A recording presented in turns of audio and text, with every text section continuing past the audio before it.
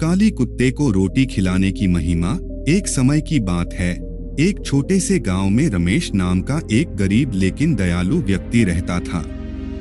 वह रोज सुबह उठकर मंदिर जाता और फिर अपने काम पर निकलता। उसका मन बहुत ही शांत और ईश्वर में विश्वास रखने वाला था। हालांकि वह बहुत अमीर नहीं था, लेकिन जो भी कमाता उसमें से थोड़ा जरूरतमंदों की सेवा में लगाता था। रमेश की एक खास आदत थी। वह रोज सुबह मंदिर जाने से पहले एक रोटी निकालकर गांव के एक काले कुत्ते को खिलाता था। वह मानता था कि ऐसा करने से उसके जीवन की सारी परेशानियां दूर हो जाएंगी और भगवान की कृपा बनी रहेगी। एक दिन गांव में एक साधु महात्मा आए। रमेश ने उनकी सेवा की और भोजन कराया। साधु जी ने प्रसन्न होकर पूछा, बेटा, तुम इतनी श्रद्धा से सेवा करते हो, कोई विशेष कारण? रमेश ने विनम्रता से जवाब दिया, महाराज, मुझे नहीं पता, लेकिन मेरी माँ कहती थी कि काले कुत्ते को रोटी खिलाने से शनि देव प्रसन्न होते हैं और सभी कष्ट दूर हो जाते हैं।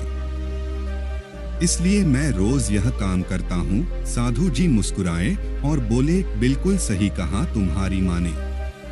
काला कुत्ता शनि देव का प्रतीक माना जाता है। उसे भोजन कराना दुखियों की सेवा करने के समान है। जब तुम उसे प्रेम और भक्ति से रोटी खिलाते हो तो यह ब्रह्मांड की सकारात्मक ऊर्जा को आकर्षित करता है और तुम्हारी रक्षा करता है। कुछ समय बाद रमेश को एक अच्छी नौकरी मिल गई और उसकी आर्थिक स्थिति सुधरने लगी। उसने महसूस किया कि उसकी छोटी छोटी दयालुता की आदतों ने उसके जीवन में बड़ा बदलाव लाया है।